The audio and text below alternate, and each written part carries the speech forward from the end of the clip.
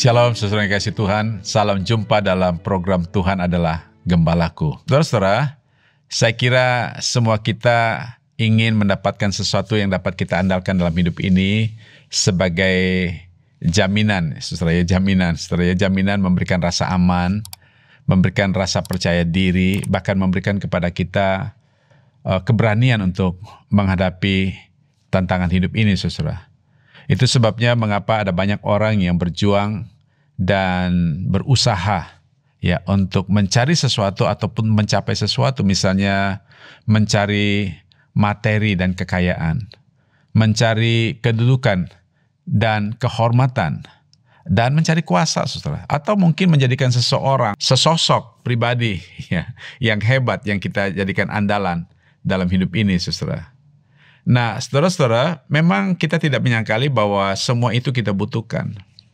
Tapi seberapa hebat itu dapat kita jadikan andalan dalam hidup kita. Karena semua apa yang tadi saya sebut, saudara, itu materi dan kekayaan, kedudukan dan kehormatan, kuasa ataupun orang lain yang kita andalkan. Atau itu benda sesuatu yang kita andalkan, saudara.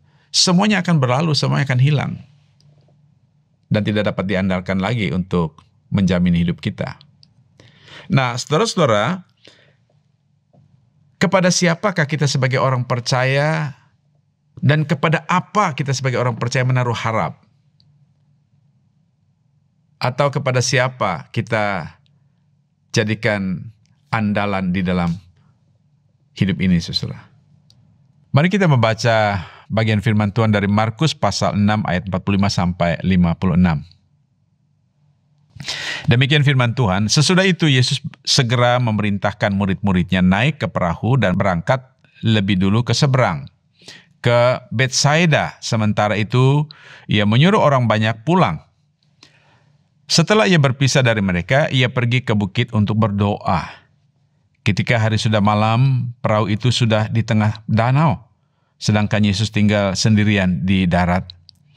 Ketika melihat betapa payahnya mereka mendayung karena angin sakal, maka kira-kira jam 3 malam ia datang kepada mereka, berjalan di atas air, dan ia hendak melewati mereka. Ketika mereka melihat dia berjalan di atas air, mereka mengira bahwa ia adalah hantu. Lalu mereka berteriak-teriak, sebab mereka semua melihat dia dan mereka pun sangat terkejut. Tetapi segera ia berkata kepada mereka, "Tenanglah, aku ini, jangan takut." Lalu ia naik ke perahu mendapatkan mereka dan angin pun redalah. Mereka sangat tercengang dan bingung, sebab sesudah peristiwa roti itu mereka belum juga mengerti dan hati mereka tetap degil. Setibanya di seberang, Yesus dan murid-muridnya mendarat di Genesaret dan berlabuh di situ. Ketika mereka keluar dari perahu, orang segera mengenal Yesus, maka berlari-larilah mereka ke seluruh daerah itu dan mulai mengusung orang-orang sakit di atas tilamnya kepada Yesus, di mana saja kabarnya ia berada. Kemanapun ia pergi, ke desa-desa, ke kota-kota, atau ke kampung-kampung, orang meletakkan orang-orang sakit di pasar dan memohon kepadanya, supaya mereka diperkenankan hanya menjamah jubahnya saja. Dan semua orang yang menjamahnya menjadi sembuh.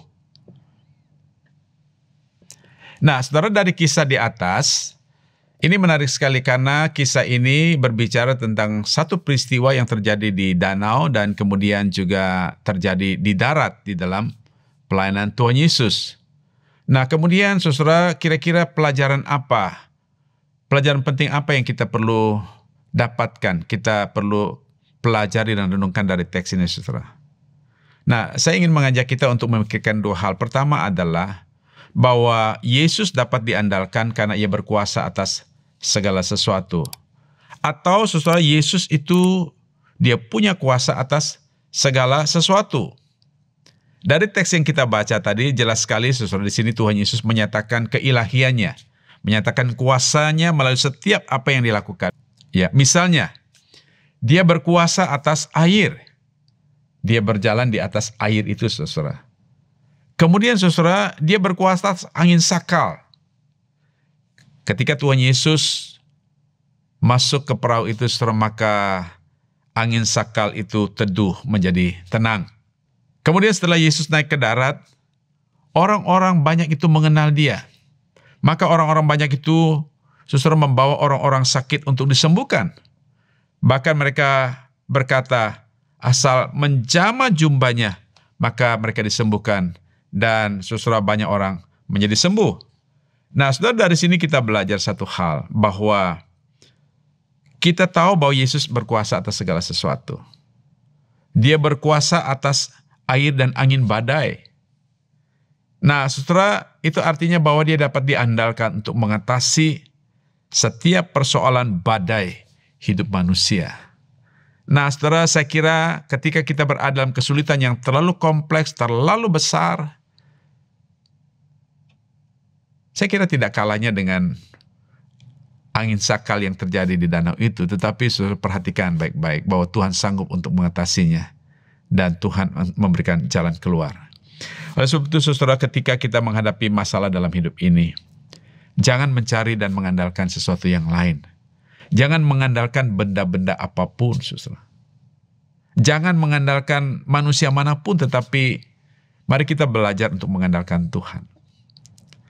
Dan ketika kita mengandalkan Tuhan, Tuhan punya bermacam cara, 1001 macam cara untuk menolong engkau dan memberikan jalan keluar kepada engkau dalam mengatasi persoalan hidup saudara. Saudara percayalah bahwa Dia, Yesus, adalah Tuhan yang sanggup mengatasi setiap persoalan hidup saudara.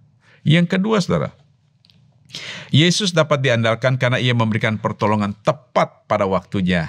Saudara, menarik sekali di dalam ayat 48 itu berkata, ketika Ia melihat betapa payahnya mereka mendayung karena angin sakal, maka kira-kira jam 3 malam Ia datang kepada mereka dengan berjalan di atas air dan Ia hendak melewati mereka.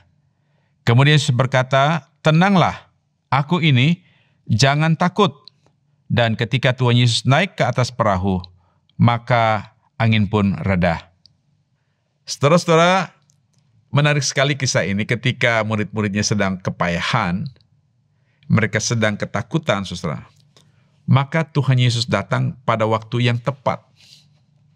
Nah, saudara, perhatikan bahwa Tuhan Yesus datang itu dikatakan jam 3 malam. Itu artinya sudah subuh. Iya kan? Nah, saudara, kenapa Tuhan Yesus tidak datang sebelum jam 3 subuh? Atau kenapa Tuhan Yesus tidak datang setelah jam 3 subuh? Mungkin jam 6, jam 7 pagi, saudara. Sudah siang. Kenapa datang di jam 3 subuh, saudara?